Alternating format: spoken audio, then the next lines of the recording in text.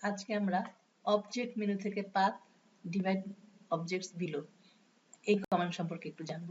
এটার সাহায্যে আমরা দেখাবো কিভাবে একই অক্ষরে দুইটা বা বেশি কালার দেওয়া যায় গ্রেডিয়েন্ট ছাড়া।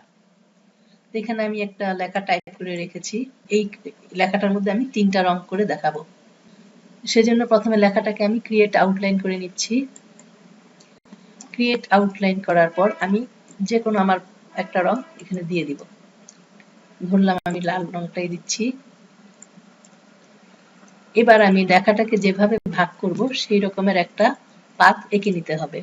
তো সেটা আঁকার জন্য আমাকে ফিলের দরকার নাই, শুধু স্ট্রোক কালার থেকে যে কোনো একটা কালার নিয়ে আমি কাজটা করতে পারি।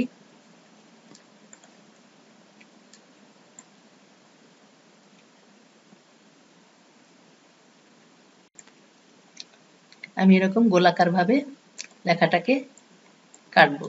আমি গোলাকার একটা উপবৃত্তের মতো এঁকে এটাকে আমি এখন সেন্টারে নিয়ে নিব।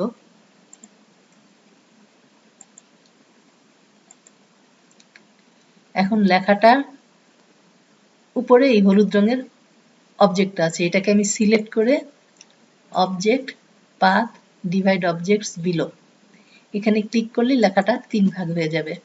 দেখেন এখানে দেখা যাচ্ছে যে লেখাটা 3 ভাগ হয়ে গেছে, যে বোঝা যাচ্ছে 3 ভাগ হয়ে গেছে। এখন এই তিনটা অংশই একটা গ্রুপের মধ্যে আছে। আমি গ্রুপ সিলেকশন টুলের সাহায্যে উপরের অংশটা সিলেক্ট করে একটা রং দিয়ে দিতে পারি, আমার যে কোনো একটা রং। আবার নিচের অংশটা সিলেক্ট করে এখানে আমি আরো একটা রং দিয়ে দিতে পারি।